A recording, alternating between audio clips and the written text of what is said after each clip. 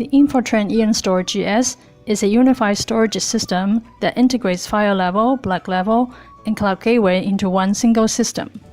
This video will introduce the SyncCloud application of EonStor GS. Here's an overview. First, you will see a brief introduction on SyncCloud and its operating modes, followed by a demonstration. What is SyncCloud? The SyncCloud feature allows specific data in an EonStor GS storage system to be synchronized with data on cloud storage provided by public cloud services such as Dropbox, Google Cloud, Amazon S3, and Aliyun. Sending files to public cloud offloads insensitive data sharing from the headquarters file server. Furthermore, you can check sync logs in SyncCloud to see which files were downloaded or deleted.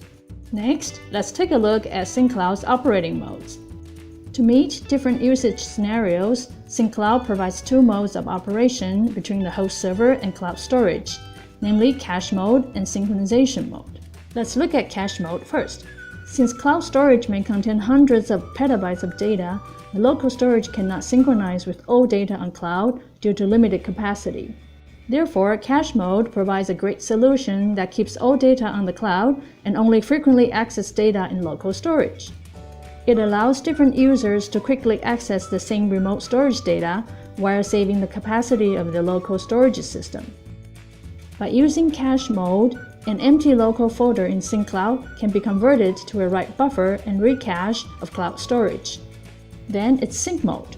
Basically, sync mode of the SyncCloud feature performs bidirectional data mirroring, which constantly synchronizes data between EonStor GS and cloud storage. It provides a powerful backup solution for database archival with scalability within a few terabytes. The same as the operation of the cache mode. After the host data is edited, the local update is uploaded to cloud immediately, and remote changes are downloaded during each polling period. The main difference between them is that, with the completion of the local update, the latest data will be stored in the local storage, and the same copy will be uploaded to cloud in the case of sync mode. Next, we will demonstrate how to set up SyncCloud. First, EonStor GS needs to be synchronized with the current time in a time zone. Start EonOne and click Settings. Select System. Select Time. Set Time Zone.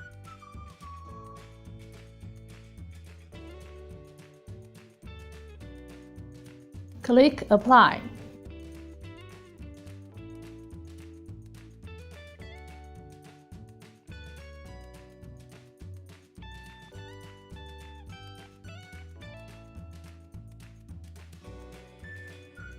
Then click Change and set the time in Daylight Saving Time. Or you can set the network time server to synchronize with the correct time. Second step, we will need a file level channel to use SyncCloud. Click Settings and choose Access. Set one channel to be a file level channel. Third step, you will need to create a folder. The SyncCloud application needs this folder to store its own log. Click Settings and choose Privilege. Select Share Folder and then click Add to add a folder.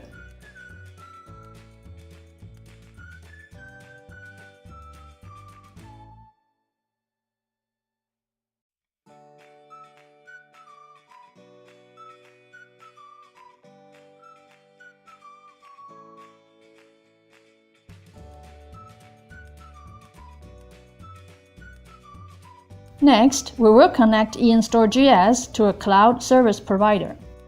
Click Settings and choose Applications.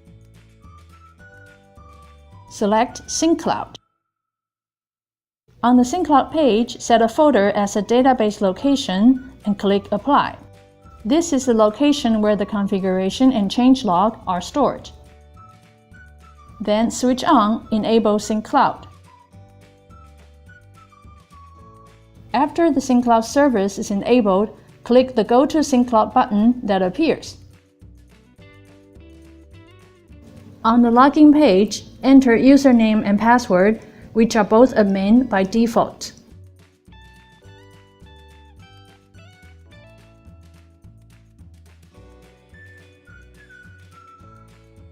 On the SyncCloud page, click Add Cloud Provider. Here we will demonstrate using EonOne as an example. Please refer to the application notes on how to configure other cloud storage providers. Select EonOne and click Next.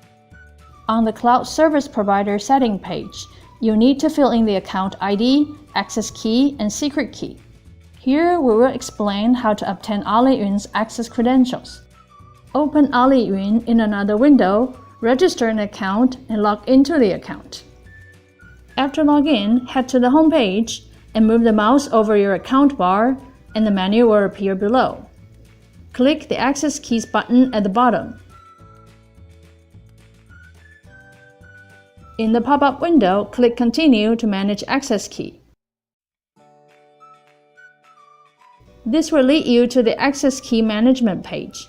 On this page, you can click Show to have a hidden access key secret displayed, or create a new pair of access key ID and access key secret by clicking Create. Click Agree and Create to verify the operation. After the new pair of access keys are generated, click Show to see the access key. Now go back to the SyncCloud page. Fill in account ID, access key, and secret key.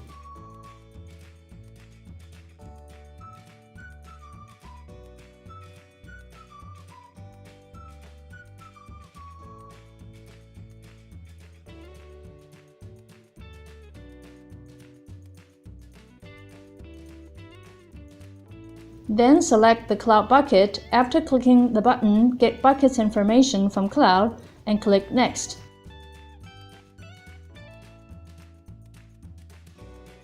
Select a local folder and a remote folder to be synchronized. Select the mode and click OK to finish the settings.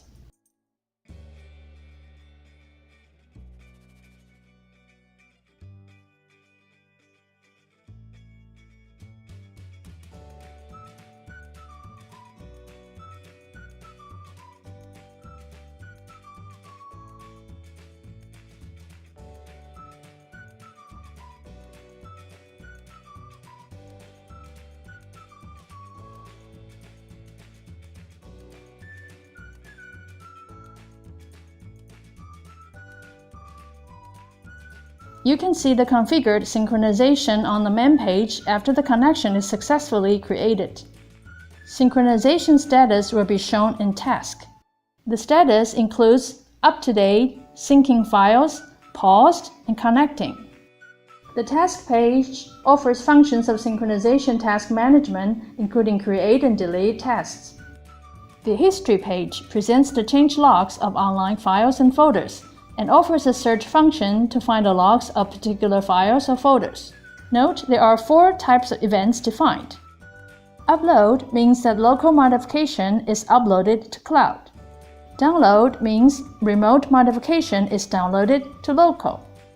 Delete shows that a remote or local file is deleted and the change is synchronized to the other side. Rename indicates that the remote or local file is renamed and the change is synchronized to the other side. Synchronization behavior is configured in the Settings page. Connection name is the name of the cloud service to be displayed on the SyncCloud workspace. Polling period is the period to do synchronization.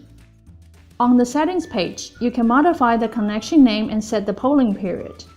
At Provider Management, you can pause a synchronization or unlink a cloud provider.